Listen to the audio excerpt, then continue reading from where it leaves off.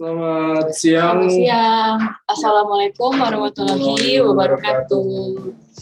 Oke, jadi tema yang kita bawain hari ini yaitu adalah cara menentukan exit point dan entry point.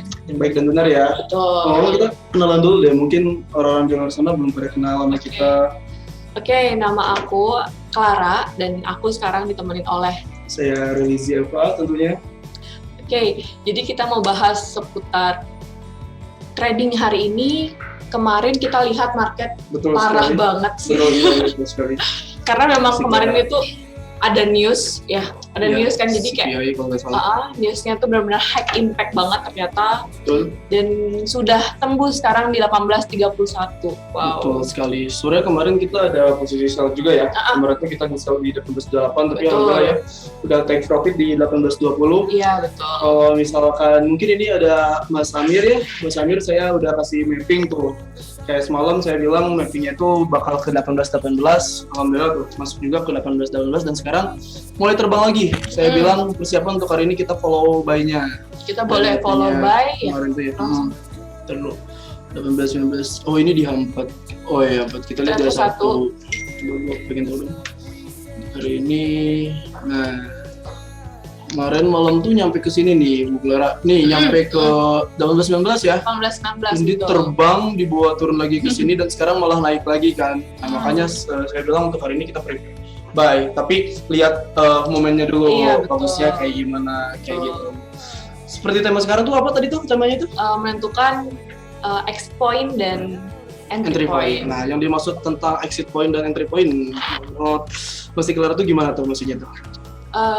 Jadi kadang-kadang kita tuh harus tahu gimana kapan memulai awal masuknya market, dan kedua kapan kita keluar market. Betul sekali. Ya kan? Betul sekali. Jadi kalau misalnya kita asal-asalan kayak masuk dengan kemauan kita, jadi sebenarnya dalam trading itu bebas kapan aja kalian mau masuk, tapi kalian harus tahu momen-momen yang pas buat trading gitu. Betul sekali. Jadi karena ada banyak sembarangan. Karena banyak terjadinya sideways atau terjadinya banyak hal yang terjadi. Betul sekali, di trading itu banyak banget hal yang terjadi yang yang nggak sesuai dengan apa yang kita inginkan. Makanya kita nggak bisa sembarangan kan untuk masuk ke pasar itu. Makanya kita harus benar-benar analisa. Kita lihat analisanya. Kemarin fundamental tuh penting banget ternyata ya. Betul sekali. Kemarin di fundamental terjadi ternyata si USD-nya melemah dari news tersendiri dan akhirnya terjadilah kenaikan di dalam XAU USD. Ya betul kan? Jadi USD melemah, XAU bisa menguat, tergantung ininya sih yang terjadi faktornya kayak gimana. Fundamental. Kalau saya pribadi sih gak terlalu memahami fundamental ya pasti. Nah saya biasanya menggunakan teknikal ya. Betul. Master ya. Teknikal. Tapi kalau teknikal tanpa fundamental juga. Dua-duanya penting malah di trading itu ada 3 yang harus kita pahami. Juga sih kayak teknikal, terus fundamental, dan juga psikologi trading. Iya betul banget. Betul kan? Kalau kita psikologinya, kebanyakan orang psikologinya kalau pada saat trading dia floating ya. Jadi kalau floatingnya kalau misalnya terlalu tinggi, floatingnya minusnya terlalu banyak, nah itu masuk ke psikologis kita, padahal masih bisa ada terjadinya koreksi di bawah itu. Betul sekali. Itu kan Master. Betul. Oke, karena sekarang temanya kita tentang entry point dan exit point, kita coba mulai menganalisa ya. Kita lihat entry point yang itu kayak gimana, sekalian kita bahas di sini. Boleh bisa menggunakan indikator apapun itu teman-teman yang bisa pakai ya di luar sana. Pertama, tetap hal yang jelas yang harus kita lihat. Kayak gini. Di sininya. Kalau saya biar yang sekiranya gampang, kita pakai pivot point di sini, kita lihat ada itu dong sampilin aku kan biasa pakai CCI. Kamu pakai apa? Inti nih, terlihat ini. Nah, ini untuk pivot point-nya. Kita bahas bareng-bareng ya.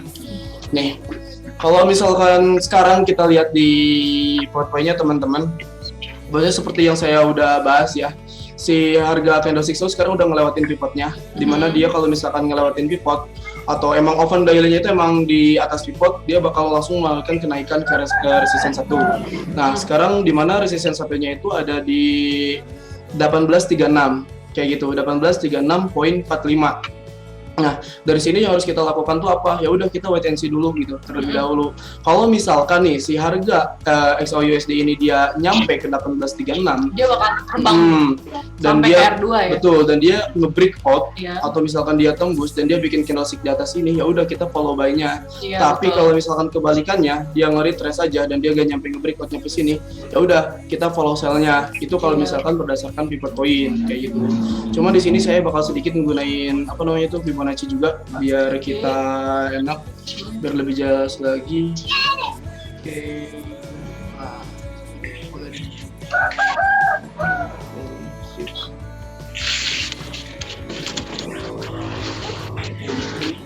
Oke. Berarti Master hari ini menggunakan teknik Fibo ya untuk Fibo menentukan- bisa ya tergantung apa yang kita butuhkan sih kalau saya pribadi. Kita lihat. Emang sih kalau menggunakan Fibo dia cukup akurat juga ya. Ya, karena di sini kita bisa ngelihat apa pantulan-pantulan harganya gitu. Kita bisa lihat level-levelnya. Kalau Betul dia tuh sekali. level pertama sampai selanjutnya dia bakal melanjutkan. Kita lihat nanti kita akan pergerakannya. dapat areanya nanti di mana. Sini kita bisa. Oke. Nah, dapat. Di sini saya menggunakan expansion dan juga retracement ya buat teman-teman di luar sana. Di sini kita ketemu beberapa level yang harus kita lihat ya. Karena dari expansion tadi dia udah mau retrace di level 61 dan pakai retracement juga sama udah mau di sini. Otomatis di sini kita lihat dulu areanya sini nih. Nah, ini kita temu area sellernya. Sekarang Pas harga banget ada ya. 1833 Betul. ya. Kalau sampai di 18 mana? Kalau sampai di 1835 ya Master Ya. 34 nih, 34. 34 atau 36. 34 atau enggak 36 dia bakal terus ya, bakal naik terus ya. Nah, kayak gini. Lihatnya. Nah, di sini tuh bisa jadi patokan area sell kalau misalkan apa namanya itu kalau misalkan dia agak berhasil melewatin level tersebut di Fibonacci-nya, kita ambil sell-nya. Kita ambil sell take profit-nya di pivot di 1820. Itu benar-benar kalau kita ambil di 36 20 dengan lot 0,10 itu 16 poin. Iya, betul. Kalau 16 poin berarti sekitar 1.600.000. Iya. Dan kasih SL-nya di mana? Nah, ini yang maksud saya bilang tadi exception-nya. Kita bisa kasih SL-nya di 45, 10 poin. Kenapa tuh? Karena ini adalah resistance keduanya. Kalau misalkan berdasarkan Fibonacci, malah ini lebih jauh lagi di sini ke 58. Jadi gini sih, kalau misalkan kita lihat sih sekarang ini tuh momennya ya, momennya sekarang kayak gini. Kalau misalkan harga dia berhasil nge-break out level Fibonacci di sini dan dia bikin konsolidasi ini, ya udah. Kalau untuk saya pribadi, up, dia akan terbang. Iya. Terjauhnya kemana? Ya ini ke 60-an. Ke sini, di sini ada SBR Jadi juga. sekarang kita wait and see aja dulu. Betul Kita lihat sekali. dia sampai di mana dulu. Nanti kalau misalnya dia udah nyampe sampai 1836 kita bisa open buy. Betul Ya, sekali. tapi apabila misalnya dia tidak bisa menyentuh sampai 1836 kita open sell dari atasnya. Betul sekali. Nih, 1857 atau 60 di situ kenaikannya. Makanya sekarang kita lebih ke wait and see dulu, hati-hati dulu. Apalagi sekarang mau open London juga. Dia sekarang masih mau naik. Tapi kalau misalkan nih yang sekiranya udah pede atau yakin kayak gimana, dengan siap dengan resikonya, bisa sell limit di 1836 ya. Iya. Pusing laras bisa. juga Betul, 1836 atau 35 lah. Areanya di situ dengan SL-nya di mana kita kasih 10 poin dan take profit-nya kita kasih 16 poin. Jadi high risk-nya 1/2 tuh. Kayak gitu. Jadi sell limit 1836 dan take profit 1820. Banget kan? 36 20 16 poin dan SL-nya bisa di 46. Kayak gitu sih. Kalau misalnya masih keluar pakai apa? CCI ya? Coba kita lihat. CCI itu di Komoditi. Nah, coba terangin dengan CCI gimana? Oke ya, kalau dari yang saya lihat, kalau CCI sendiri, dia sudah membentuk di sini, itu sudah naiknya sudah lumayan ya. Dan sekarang dia pasti butuh koreksi untuk turun dulu, ya. Jadi nanti dia sudah naik sampai di level 100 ini, dan dia bakal kembali untuk ke bawah dulu, ke sini dulu ya. ya, dia bakal turun dulu ya, karena memang ini kalau sudah lumayan dari tadi pagi naik sampai udah lumayan besar peaknya, jadi kayak dia harus turun dulu. Betul sekali. Ya, Kita dia harus koreksi dulu ya, nggak bisa. Kalau menurut saya nih ya, kalau menurut saya untuk kekuatan dia naik lagi itu udah cukup, udah cukup ya, ya nggak sih Master? Kalau dibilang cukup, kita makanya dari itu karena candlestick itu kita nggak pernah pasti ya. Makanya di sini kita harus lihat tuh apa namanya itu. Ya kita lihat gitu analisa yang akan terjadi itu seperti apa. Jadi gini loh, ketika misalkan dia naik, kita harus tahu dulu berdasarkan kenaikannya kemana dengan analisa yang udah terjadi. Kalau misalkan turun juga, oh ya udah ini penurunnya bakalan kemana. Iya, Nah kalau misalkan dengan tarikan ini kan saja itu bisa ngeliat momen ya, momen sell and buy, ya gitu. Nah, momen sell dan buy. Nah, kalau misalkan Fibonacci itu ya itu jaraknya. Iya. Jarak dia antara kenaikannya mau kemana dan juga penurunannya itu mau kemana. Nah, di sini kita udah dapat bahwasanya ketika si harga XAUUSD ini dia berhasil nge-breakout ini, ya udah selesai. Ini terbang dia. Level terjauhnya mana? Ya ini 60 level terjauhnya. Kita sambil setupnya. Tapi yang terjadi kalau misalkan dia nggak berhasil nge-breakout dan dia nge-retrace aja, ya udah dia bakal turun dulu, dia bakal mencoba turun kemana, ke sini dulu, reportnya di 1820 atau 1820. Dan, nah kalau dari analisanya kan seperti itu ya. Dan mungkin sekarang kita pakai 85% menggunakan analisa karena pada saat jam segini kita belum menerima fundamental dari harga sekarang. Ya, makanya harus lihat dulu juga sekarang ada indikator itu apa. Jadi buat teman-teman sebenarnya gini, kalau berbicara exit point dan juga entry point-nya, kita udah menemukan nih entry point-nya di mana. Nah, berarti kan kita harus menemukan keluarnya di mana. Makanya trading itu perlu yang namanya itu perencanaan, perlu yang namanya itu plan, ya sih sekarang. Jadi gak sembarangan kan untuk masuk ke pasar itu. Ketika gue udah punya plan nih, misal aku udah punya plan, aku mau ngambil sell-nya di 1836 kayak tadi kan, sell limit 1836 atau 1835, kita kasih areanya aja di sini. Lu bisa ketik di sini area sell limit XAUUSD 1835 1835. Klik dulu. Sorry. Nih. 1835. Soundnya berisik katanya begitu. 1835 terus. Soundnya berisik kenapa? Mohon untuk audien agar di mute. Ya, bisa mute auto. Oh. Nah ini. Oke. So, aman ya. Sok silakan. Kita bisa ambil area sell limitnya di 1835 sampai 1836. 36 dengan SL di 1845.50. SL terus. SL 1845.50. 1845.50. Titik 50 aja sini. Oke, titik 50 silakan. Dengan take profitnya tulis, kita kasih TP1 TP2 aja. TP1-nya di 25. 1825. 1825 dan TP2-nya 1820. Ini nyambung enggak? Nih, TP1. Bisa digini nggak sih? Bisa di kebawahin gitu nggak sih? Enggak, udah sok TP1. 1825. TP1. 1825 dan TP2 1820.50. 1820.50. Ntar boleh itu. Nah, ketika kita udah menemukan plan, ini kameranya kayak ini. Oh iya. Sorry ya. Nah, ketika di sini kita udah menemukan plan yang udah kita dapatkan, misalkan ini dulu sell limit di 18 area di 35 atau 36 nih misalkan ya. Dan kita udah punya take profit dan juga SL. Berarti itu kan udah entry point dan exit point-nya. Iya, betul. Nah, pertanyaan di sini itu balik lagi ke kitanya. Kita siap gak dengan kerugian tersebut dan kita siap gak dengan take profit tersebut? Kalau menurut saya berdasarkan hitungan money management dia Bapak, misalnya dari 35 ke 20 tadi sekitar berapa poin? 15 poin. Terus SL-nya berapa? 10 poin. Berarti kan lebih besar take profit nih dibandingkan SL.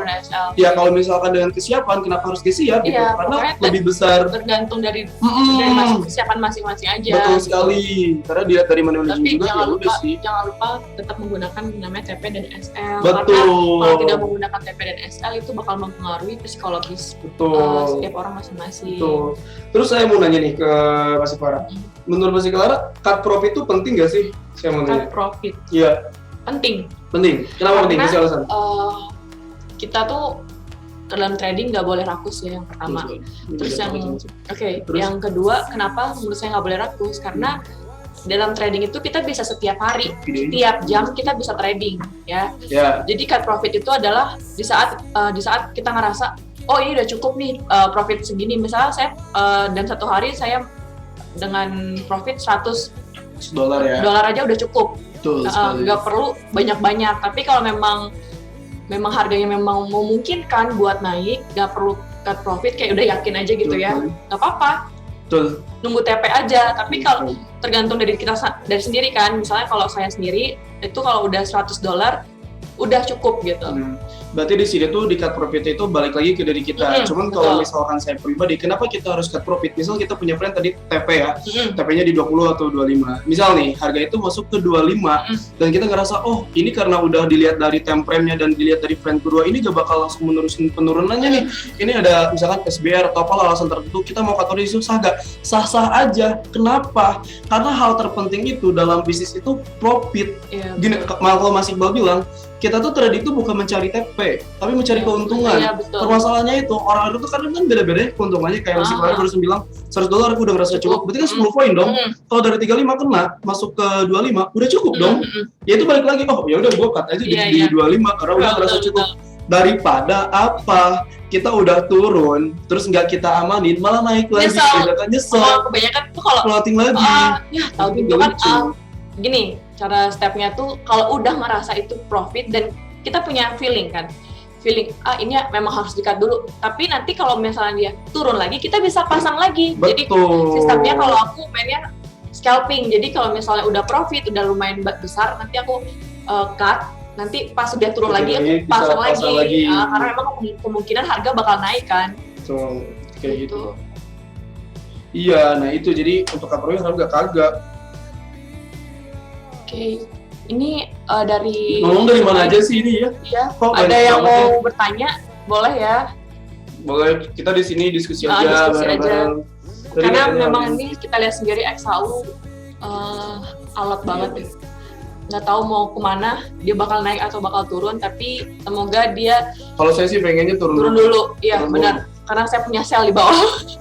Saya juga pengennya turun dulu, tapi ya itu namanya analisa, kenapa kita harus pasang stop loss, karena kita gak pernah tahu gitu kan. Kita gak pernah tahu ini mau kemana. Oh, ada Mas Amir, ada Bang Asis, Dava, Dela, banyak banget ya. Bang Faris juga nih, ada Pak Heri, Mas Imam, ada juga Mas Imam selalu ada ya. Mas Solid juga selalu ada nih. Halo semuanya. Iya, sambil ini semoga pergerakan harga saat ini semoga dia turun dulu, dia koreksi dulu ke bawah. Ya. Tapi kalau misalnya dia tembus sampai 1835, oke, kita entry buy. Kalau aku sih entry buy. Iya, kalau tembus 1836. Oke. Apa itu? Jelasin tentang averaging dong, Master. Belum paham. Oke. Boleh. Master.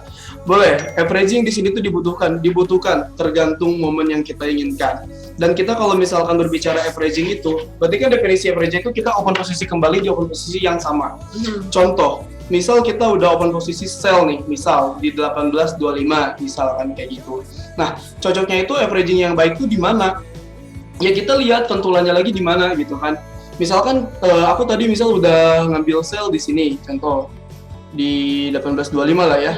Nah sekarang ke 1830 bisa gak averaging? Bisa. Tapi kalau misalnya kita punya analisa tertentu kayak tadi nih, oh ini udah mau ke levelnya lagi, ya udah aku bakal averagingnya di 1835. Jadi gini loh, averagingnya baik itu jangan di harga yang sama dan jangan yang berdekatan, apalagi spesial XAU USD gitu.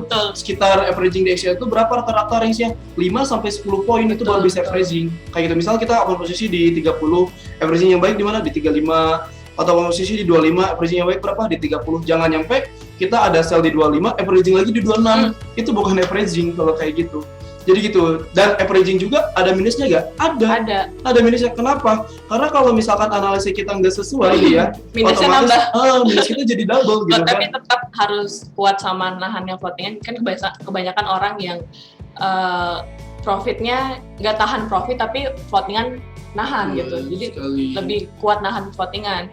Kalau aku kadang-kadang biasanya menggunakan teknik scalping. Kalau averaging itu jarang banget. Tapi terserah kita masing-masing. Jadi kalau menggunakan teknik scalping itu udah profit ya kan, udah profit di close, nanti pasang lagi di harga terendah gitu. Ya nggak sih? Iya betul kayak gitu. Betul sekali. Jadi balik lagi ya tadi kalau misalkan Fibonacci karena dia berhasil ngelewatin level 100-nya di sini dan dia bikin close candle di sini, ya udah dia terbang lagi ke sini. Nah dari sini saya udah bikin areanya di 61,8. Ya udah kalau misalnya ini nembus dia bakal terbang, tapi kalau misalkan ini gak ketembus atau dia nge-retrace, kita follow sell di sini udah. Dia bakal balik lagi. Sell dulu, itu pun mana? Iya, koreksi lagi. Makanya yang punya sell di sini kalau misalkan turun, jangan dulu bangga, takutnya terkecuali area di 18 ininya ketembus. Nah, kalau ketembus kemana? Ya sama, dia bakal ke support selanjutnya. Bisa ke 18. Pertama dia bakal nyentuh 18 dulu, koreksi 18. Setelah dari 18, jika dia kuat untuk turun, dia bakal turun sampai 18.11 dan melanjutkan terus sampai di 18.08 ya. Jadi untuk kalau misalnya kita mau ambil open sell itu bisa dengan TP yang 18 dulu ya.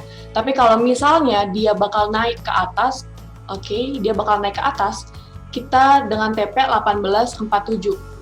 Jadi kalian boleh follow sell limitnya XAUUSD 18.35 dengan SL 18.45, ini kan di chat udah ada, itu di follow boleh. Ada yang mau bertanya? Banyak banget ya yang masuk, semakin kesini semakin banyak ternyata ya. Nah kalau untuk averaging kayak gitu ya pembahasannya. Iya, dari master sendiri kan averaging, kalau dari saya sendiri scalping. Ada yang bertanya? Izin Master, mohon penjelasannya gimana cara entry dengan cara menggunakan analisa teknikal dan fundamental. Maaf masih awam tentang forex. Terima kasih. Dari siapa nih? Dari Faris. Mohon penjelasan gimana cara entry dengan menggunakan analisa teknikal dan fundamental. Berarti yang harus kita ketahui pertama hari ini misalnya, karena fundamental kan harian.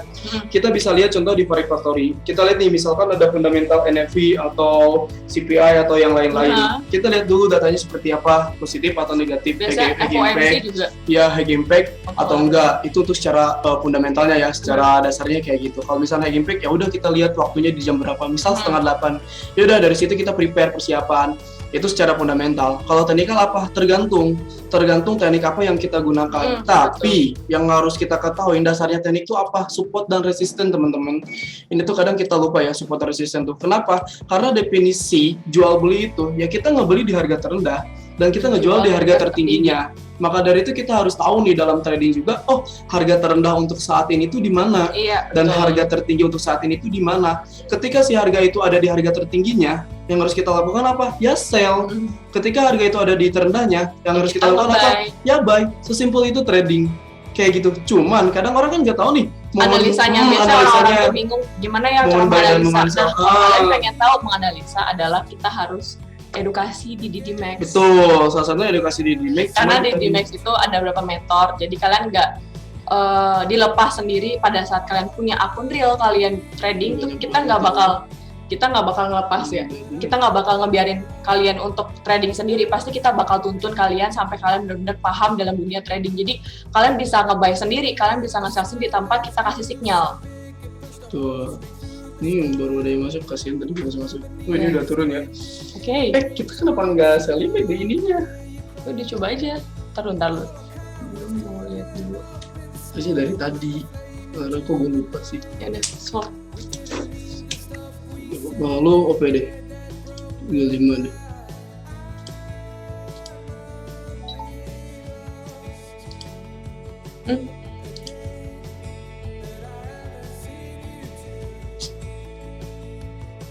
Terus Sinyal 18.35. dulu aja ini.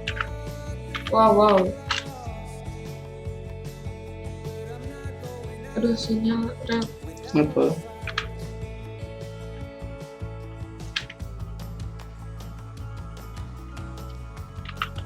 Berapa dapat kita ini?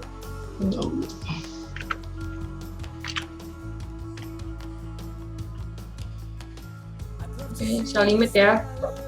Tadi harusnya kayak gitu. Udah nih, coba. Ini banyak banget yang baru masuk ya. Halo semuanya, dari mana kalian? Boleh sapa-sapa dulu kita ya. Ya, kita udah ada sel limit ya di 18.35. Izin Master, boleh silakan Barita Kardina, gimana?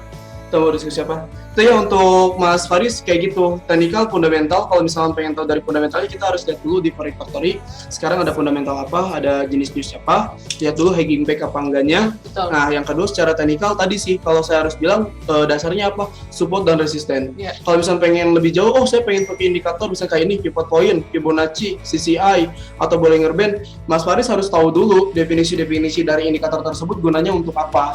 Misal, pivot untuk melihat support, resisten, dan harga pivotnya. Bollinger Band nanti ada lagi. Itu apa lu? Ini kan Iya, sama soalnya. Good. Nah, kalau mau lihat supportnya itu di time frame berapa ya yang akurat, Master? Nah, kalau berbicara tentang support dan resisten yang akurat di berapa, tergantung kitanya di mana. Contoh, kan ada 3 jenis trader. Pertama ada scalper. Nah, Bang Maro dia suka scalping, intraday, dan juga long term. Itu dilihatnya dari apa? Itu dilihatnya dari waktu atau dari time frame. Misal kita tipikal orangnya tuh kita scalper nih, pengen main apa bisa cepat, kayak gitu. Ya udah, kita pakainya time frame M5, M15 sampai M30. Di sini kita tanda. Tapi kalau misalnya M5 terlalu berbahaya sih kalau bisa aja. Jadi aku biasanya menggunakan H1. Jadi kalau misalnya kalian ada kegiatan kerja atau kalian kuliah atau kalian punya kegiatan lain, kalian bisa menggunakan time frame H4. Jadi setiap 4 jam sekali kalian bisa menggunakan kalian bisa buka candle. Jadi kalau kita kan setiap 1 jam sekali perpindahan candlenya, tapi kalau di H4 dia setiap 4 jam sekali baru dia perpindahan candle. Jadi gini, kalau misalkan kita berbicaranya scalping, kita misalkan bisa pakai M30. Ya udah, kita lihat nih ketika di M30 ini di mana resisten dan supportnya. Kalau misalkan nggak ketemu, kita cari lagi di H1. Nah, kalau misalkan di DMA biasanya kayak gimana? Kalau di DMA kan kita intraday, otomatis kita penggunaannya antara H4 sama H1, iya nggak sih? Nah, kayak gitu kan. Kita intraday. Tapi kalau kalian mau yang long term itu bisa. Tergantung. Kalau yang suka cuannya cepat, ya pakai yang intraday. Betul sekali. Coba lihat di daily, Master. Dan itu setiap 1 jam sekali ini daily-nya. Nah ini biasanya kalau trading long term dia pakai daily. Ya udah, dia bakal tandai support dan resisten di daily. Ketika dia udah dapat supportnya, terus dia udah dapat resistennya, ya udah selesai. Untuk kalian semua gitu. Itu dipahami dulu support dan resistennya. Nah tapi kalau dari Didimax sendiri kita selalu memberikan pivot point-nya. Jadi support resisten tuh udah bisa selalu ada. Point, itu bisa horizontal kayak gini. Nih ini lihat kan, ketika di daily kita ketemu kayak gini. Kalau kita misalkan pindah di H4, berarti kan yang terjadinya kayak gini. Ini dulu. H4 nih, lihat jauh kan. Di H4 itu sebenarnya kita bisa agak ke bawah lagi. Makanya kata saya juga balik lagi tergantung tradernya kayak gimana. Nih, ini tuh udah termasuk RBS, resistance become support. Itu ada lagi jenisnya. Nih, di sini kalau dia daily tadi kita dapatnya di situ. Di sini mana? Ya di sini. Nih, dapat supportnya. Sekarang apa yang harus kita lakukan? Nah, kita lihat lagi di H1.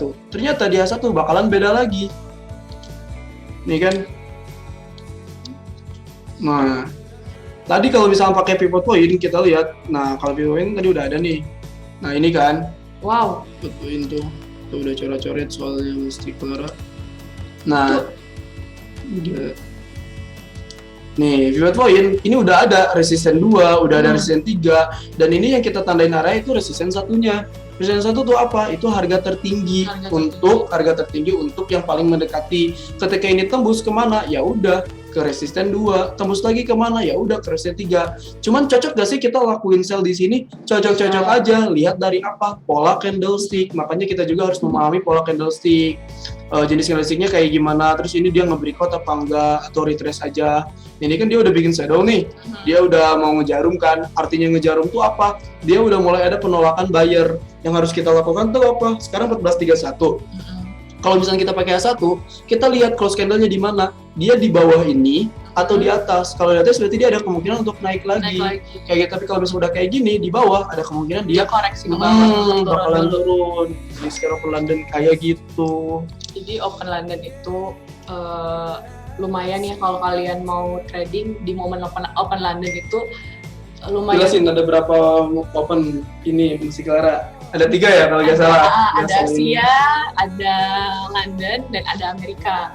Nah kalau Amerika itu kan kita biasanya jam 7 malam. Jam 7 malam itu, jam 7:30-8 malam itu kita bisa trading. Nah kalau pembukaan jam Amerika itu biasanya, kenapa sih Mas? Enggak ini. Nah kalau misalnya kita buka di open Amerika, ya itu kalian lihat, nah, terjadi candle-candle kayak gini nih, jarum-jarum kayak gini tuh di jam Amerika tuh biasanya dari jam 7, jam 8, jam 9 tuh. Kalau kalian, nah biasanya di sini tuh kita biasa memanfaatkan untuk averaging, ya, karena dia pasti pembentukan candlenya tuh tebel-tebel gitu loh, bentuknya jarum-jarum gitu. Jadi untuk mendapatkan profit yang besar tuh biasanya kalau aku sendiri pribadi biasanya di jam Amerika. Kalau Master sendiri disukanya di jam apa? Aku sih bebas, tapi kalau misalkan pengen kita nyantai ya udah open London kita transaksi, ketika kita udah cuan, ngapain harus masuk lagi kalau misalnya udah cukup, tidur aja gitu kan. Betul, sebenarnya trading itu istirahat malam tuh, tapi kalau karena trading itu nyantai, karena kita cuma main handphone doang, ya udah masuk lagi kalau udah punya plan-nya. Iya, betul. Jadi kalian harus membuat plan-nya dulu. Nah, kalian juga harus buat kayak akumulasi. Jadi akumulasi profit dalam 1 minggu itu sangat penting ya. Jadi dihitung misalnya hari ini loss ya, hari ini misalnya 1 hari ini kita loss. Besok gimana caranya kita harus bisa recovery loss kemarin. Jadi diakumulasi dalam 1 minggu kalian profit gitu. Betul, dan di Dewi ngelakuin hal itu. Dan di Defense itu selalu memberikan yang namanya akumulasi profit dalam 1 minggu. Walaupun setiap trading itu nggak mungkin nggak loss, pasti ada lossnya. Loss 8 juta lah, loss berapa gitu, tapi tergantikannya tuh 2 kali lipat dari itu, karena saya sudah merasakannya gitu, Master. Ya, bagus sekali kayak gitu, mesti Clara. Apalagi kemarin, yang momen kemarin itu saya berapa ya cuan ya? Sekitar 15 deh, 15 adalah. 15 apa? 15 apa? Juta? Iya. Widih, ngeri banget ya si Clara. Bro ini 15 juta dong. Di trading nggak? Kalau di trading, hanya bisa di trading ya kayak gitu. Oke, Mas Amir. Kalau untuk long term, cocoknya di berapa yang pakai indikator apa? Long term tadi saya bilang kita bisa pakai daily, weekly, atau monthly. Ini untuk long term. Kenapa? Karena kan long term itu kita berbicaranya jangka panjang. Kayak sekarang kita misalkan pakai weekly 1 minggu sekali nih. Berarti candlestick ini yang terjadi ini nih, yang gede ini tuh 1 minggu. Ini juga sama 1 minggu. Misal nih, Senin, Selasa, Rabu, Kamis, Jumat. Ini tuh dari Senin sampai hari Jumat. Biarin aja, nggak di-close. Nanti dia bakal kembalinya apa? Pas Senin lagi kita lihat dia bakal di mana. Ini Senin sampai Jumat, ini Senin sampai Jumat, kayak gitu. Termasuk monthly juga bulanan. Itu cocok gak? Cocok untuk kita long term. Makanya apa yang harus kita lakukan? Tetap support resisten itu adalah dasar, Mas Amir. Kita kasih paham support dan resistennya. Misal di sini kita ambil di weekly ya. Sini udah kelihatan banget. Ya udah resisten. Ya udah support. Kalau misalkan kemarin kita ngelihat pas minggu ini 2 minggu yang lalu berarti ya, 2 minggu yang lalu, dan dia ada penurunan di sini kan, ketika misalkan kita udah siap dengan batasan resikonya di sini, ya udah kita ambil buy di sini. Buy di sini, take profitnya di mana? Tetap di resistennya, SL-nya di mana? Ya di sini, di support yang sebelum terjadi ini kan, di sini. Ketika sekarang emang berani ambil buy waktu 2 minggu kemarin, ya udah sekarang udah running di sini berapa nih? Di 17.58. Sekarang udah 18.31, hitung berapa poin. Ya, itu pemain long term tuh kayak gitu, makanya jarang banget. Terus long term tuh kita harus tahu balance kita juga. Karena apa? Karena kita harus siap ke bawah yang namanya itu arus ya, maksudnya plotting yang lain, running short lah, atau running minus lah. balance, equity itu harus terjaga karena kita kalau pada saat trading yang kita harus perhatikan adalah free margin kita. Betul sekali. Equity kita. Nih kalau misalkan berbicara indikator apa? Tergantung kenyamanan kalau indikator. Kalau misalnya di long term lebih baiknya apa? Lihat pola candle-nya. Lihat misalkan kan ada IHNS, terus apalagi web, ada butterfly dan lain-lain. Itu kita pelajari karena apa? Karena pada dasarnya candlestick itu pengulangan dari yang udah terjadi. Kayak gitu. Jadi kalau misalkan kita udah tahu nih, waktu itu udah terjadi di sini, dia udah ada di supportnya dan dia gak berhasil nembus, pengulangannya apa? Dia bakal naik kembali kemana? Ke resistance selanjutnya. Kayak gitu. Cuman kadang kita mencari momennya itu loh. Modal dananya kudu besar ya coach. Ya betul. Betul sekali. Karena apa? Itu buat ketahanan akunnya lebih tepatnya. Ada yang akun mini kayak misalnya modal mini itu ada. Tapi jangan salah, dalam satu hari itu bisa habis, bisa ludes. Kenapa? Karena ketahanan akun kalian nggak memadai. Kenapa? Pada saat floating, kalian malah MC. Nah, jadi pada saat dia harganya, misalnya kita pasang sell, tiba-tiba nih kayak tadi naik kan. Nah, untuk menahan itu kita butuh modal yang besar ya. Nah, kalau akun mini itu dengan profitnya juga nggak terlalu besar sih menurut aku. Iya. Karena udah banyak member yang ini sih yang nanya gitu. Karena udah banyak dia menggunakan akun mini, tapi pertamanya akun mini kan karena akun mini jadi kita solo ya.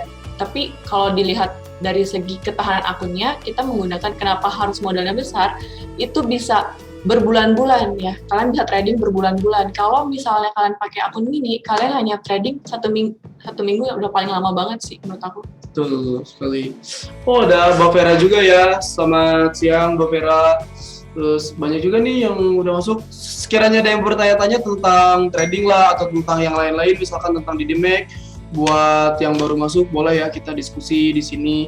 Kalau kita masih ada waktu nih, dikit lagi juga. Kalau untuk signal tadi ya, kalau saya lebih ke nunggu vending ordernya aja. Tapi kalau misalnya dikasih sekarang dari openan dan kayaknya saya lebih cenderungnya keselnya. Iya. Boleh di follow sell limitnya. Di chat udah dikasih tahu. Kayak gitu. Yang penting kita siap dengan batasan resikonya ya gak sih? Betul sekali. Kayak gitu. Boleh ada yang mau bertanya lagi? Boleh. Ngomong. Iya nggak jadi. Udah ngomong siapa gitu. Agak aman sih. Oke, buat teman-teman nih yang kemarin udah nonton YouTube podcast saya dan ini DidiMac ya, kita nanti bakal ada lagi minggu depan. Terus webinar juga kita bakal terjadi setiap satu minggu bakal selalu ada ya? Iya, setiap minggu selalu ada di hari Selasa dan hari. Betul sekali. Hari Selasa dan hari Kamis. Kalau Kak ini ada record zoom-nya gak ya? Ada, tentunya ada. Nanti di YouTube bisa lihat. Ada di YouTube. Di YouTube DidiMac Official itu selalu ada record zoom-nya. Duh, jangan lupa tuh udah ada 4 transaksi di saya tuh sama Mas Iqbal di jurnal tuh sesi London, cari cuan di sesi London. Itu bisa dilihat berapa tuh ya? Saya kemarin part 4, part 5 malah. Alhamdulillah soal TP itu kalau misalnya ngikutin, kalau dihitung-hitung ya, kita kasih take profitnya 1 jutaan, udah 5 juta harusnya. Tapi sama saya juga TP 2 kali. Iya, saya sama Mas Iqbal ya. Kita 2 kali zoom, tapi ini juga mudah-mudahan ya. Kita take profit jadi waktu itu kita udah ada ya webinar ada. Ini juga ada di Zoom juga. Jadi kita ngasih sinyal waktu itu bayar pasal ya. Lupa saya. Pokoknya itulah. Alhamdulillah kita profit. Pokoknya kita profit 2 kali. Jadi kayak gitu. Kalau sekarang kenapa kita bukan nggak kasih sinyal, karena lagi pergerakan market saat ini itu memang sangat riskan untuk kita melakukan trading ya. Dilihat dari yang sudah dianalisa dari tadi itu kan. Ini kita udah ngasih tahu kan kapan dia breakout, kapan dia bakal naik, kapan dia bakal turun. Jadi wait and see aja. Jadi kita wait and see dulu. Karena trading itu berhubungan dengan sabar saudara. Iya nggak sih? Sabar, disiplin, toh momen tuh bakal selalu ada. Pertanyaannya itu, masalahnya ya itu kita harus siap dengan yang namanya itu kerugian juga. Kenapa? Karena ini berhubungannya dengan bisnis. Kalau orang kan berbicara profit, siapa sih yang nggak nerima? Ya gak sih? Cuman kan untuk masalah kerugian, mereka kan berpikir 2 kali. Makanya kita harus benar-benar sabar, disiplin ngejalanin bisnisnya. Kayak gitu. Oke? Namanya juga bisnis ya. Betul jadi sekali. Ada untung dan ada ruginya. Jadi kalau kalian udah siap untuk berbisnis, kalian udah harus tahu kerugian kalian berapa, kalian udah harus siap keuntungan kalian berapa. Jangan setiap kita berbisnis kita maunya untung terus, nggak bisa lagi. Iya, untung tuh reward gitu sih. Iya benar. Kalau untung sih itu reward ya. Untung tuh ya emang suatu hal yang diinginkan gitu. Tapi kan untuk proses mendapatkan keuntungan tuh kayak gimana ya harusnya trading itu ya ilmunya gitu sih. Ilmunya gitu. Betul. Iya banget. Udah nih, nggak ada yang mau bertanya-bertanya lagi. Ini Ya, kata seperti tempatan katanya udah selesai itu ya. Uh, Oke teman-teman, kita udah selesai pada sesinya ya. Tadi kita udah bahas tentang XOUSD kayak gimana, udah pakai indikator yang kita pahami ya. Di sini kita bukan lihat guru atau apa ya. Sekarang kita lebih ke diskusi. Lebih sharing aja. Sharing, kita belajar bareng. Untuk yang daerah Bandung nih, kalau sekiranya ada waktu bisa main ya? Bisa main di Max. Betul langsung. sekali. Kita Dimana sama-sama ada di Jalan Garuda 88 Bandung. Ya gitu. Jadi kita emang terbuka di sini. Bayar gak sih edukasi? Enggak. No. Kita gratis kayak gitu kan. Kita gratis, tinggal mau pengorbanan waktunya aja. Kayak itu. Jadi terima kasih udah mau masuk ke Q&A kita. Meluangkan waktunya untuk trading bareng, maksudnya edukasi bareng, dan kita akan ketemu minggu depan ya. Sekali lagi saya Relizi Eva pamit undur diri. Dan saya Clara pamit undur diri. Kami ucapkan terima kasih banyak.